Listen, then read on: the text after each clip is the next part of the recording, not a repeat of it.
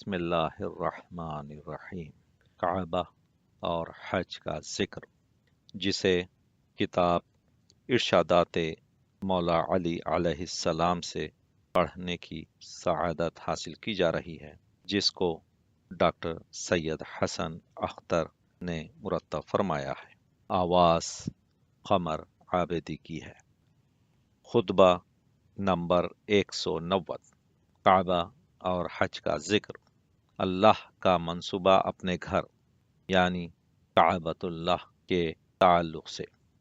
تم دیکھتے نہیں کہ اللہ سبحانہ نے آدم سے لے کر اس جہاں کے آخر تک کے اگلے پچھلوں کو ایسے پتھروں سے آزمایا ہے کہ جو نہ نقصان پہنچا سکتے ہیں نہ فائدہ، نہ سن سکتے ہیں اور نہ دیکھ سکتے ہیں۔ اس نے ان پتھروں ہی کو اپنا محترم گھر قرار دیا کہ جسے لوگوں کے لیے امن کے قیام کا ذریعہ ٹھہرایا۔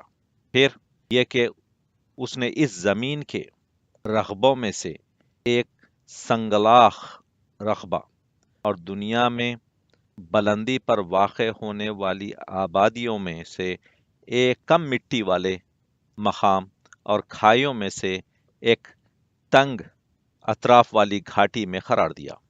کھڑے اور کھردرے پہاڑوں، نرم ریتیلے میدانوں، کم آب چشموں اور متفرق دیہاتوں کے درمیان کہ جہاں اونٹ، گھوڑا، گائے، بکری نشو و نما نہیں پا سکتے، پھر بھی اس نے آدم علیہ السلام اور ان کی اولاد کو حکم دیا کہ اپنے رخ اس کی طرف موڑ دیں۔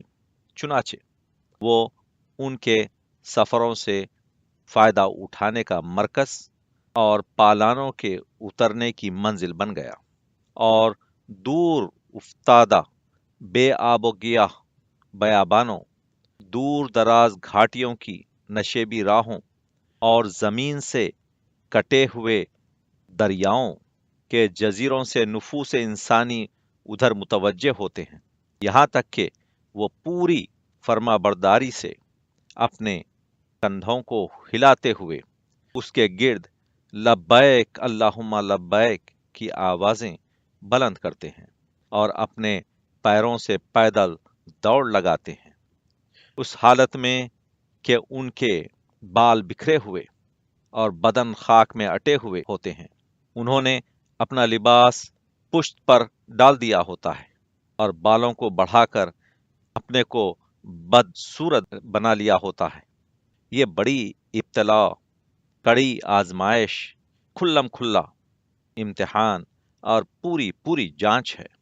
اللہ نے اسے اپنی رحمت کا ذریعہ اور جنت تک پہنچنے کا وسیلہ قرار دیا ہے، اور اگر خداوند عالم یہ چاہتا کہ وہ اپنا محترم گھر اور بلند پایا عبادت گاہیں ایسی جگہ پر بنائے کہ جس کے گرد باغ و چمن کی قطاریں اور بہتی ہوئی نہریں ہوں، زمین نرم اور ہموار ہو کہ جس میں درختوں کے جھنڈ اور ان میں جھکے ہوئے پھلوں کے خوشے ہوں، جہاں عمارتوں کا جال بچھا ہو اور آبادیوں کا سلسلہ ملا ہوا ہو، جہاں سرخی مائل گیہوں کے پودے، سرسبز لہلہاتے ہوئے کھیت اور آباد گزرگاہیں ہوں، تو البتہ وہ جزا اور ثواب کم کر دیتا کہ جس اندازے سے ابتلاء و آزمائش میں کمی واقع ہوئی ہے۔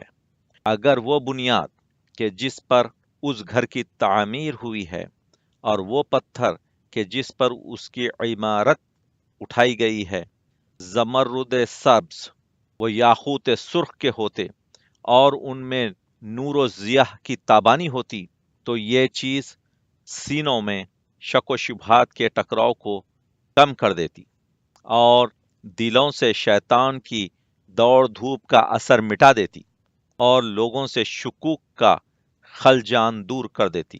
لیکن اللہ سبحانہ اپنے بندوں کو گوناگوں سختیوں سے آزماتا ہے اور ان سے ایسی عبادت کا خواہاں ہے جو طرح طرح کے مشقتوں سے बजा लाई गई हो और उन्हें किस्म किस्म के नागवारियों से जांचता है ताकि उनके नफूस में इज्ज और फरोतनी को जगा दे, और ये कि उस इब्तिलाओ आजमाइश की राह से अपने फजल और इम्तिनान के खुले हुए दरवाजों तक उन्हें पहुंचाए और उसे अपनी माफी और बख्शिश का आसान वसीला व जरिया करार दे।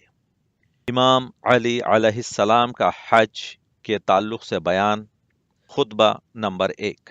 अल्लाह ने अपने घर का हज तुम पर वाजिब किया है, जिसे लोगों का क़िबला बनाया है, जहां लोग इस तरह खिंच कर आते हैं जिस तरह प्यासे हैवान पानी की तरफ, और उस तरह वारफ्तगी से बढ़ते हैं जिस तरह कबूतर अपने आशियानों की जानिब। अल्लाह जल्ल शाअनहू ने उसको अपनी अज़मत के सामने उनकी फरोतनी व आजिज़ी और अपनी इज्जत के एतराफ़ का निशाना बनाया है। उसने अपनी मखलूक में से सुनने वाले लोग चुन लिए जिन्होंने उनकी आवाज़ पर लब्बैक कही और उसके कलाम की तस्दीक की। वो अंबिया की जगहों पर ठहरे, अर्श पर तवाफ करने वाले फरिश्तों से शबाहत इख्तियार की।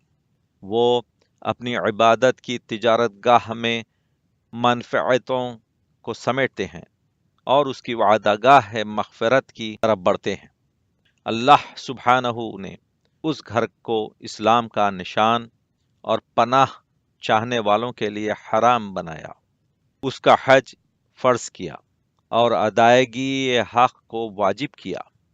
चुनाचे अल्लाह ने कुरान में फरमाया कि अल्लाह का वाजिबुल अदा हक लोगों पर यह है कि वो खाना काबा का हज करें जिन्हें वहां पहुंचने की इस्तिताअत हो, और जिसने कुफ्र किया तो जान ले कि अल्लाह सारे जहान से बेनयाज है।